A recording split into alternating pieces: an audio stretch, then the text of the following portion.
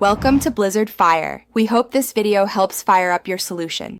You'll start by preparing the drive and initiating the first copy. Connect the external HDD or SSD to a fast port, make sure the cable clicks and the drive spins up. If the drive is new, format it to the file system your OS prefers so permissions and metadata work correctly. Once formatted, create a top-level folder named Backup with today's date. This gives you a clear target. Then, open your file manager or backup software and pick the folders and system images you intend to copy first.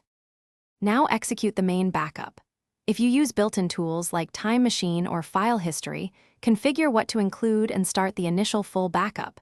If you prefer rsync or a third-party app, set your source, destination, and flags for permissions and links. Include a system image and your user folders, but exclude large temp or cache directories to save space.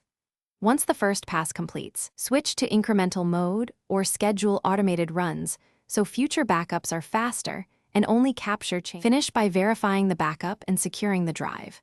You should compare checksums or perform a quick restore of several random files to confirm integrity.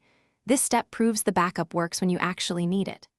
Once verified, eject the drive safely and label it with the date, then store it in a cool, dry spot or rotate it offsite for redundancy. If something fails, check the cable and port first, run your OS disk utility, and review backup logs to identify failed files or permission errors. Thanks for watching. If you found this helpful, don't forget to like and subscribe.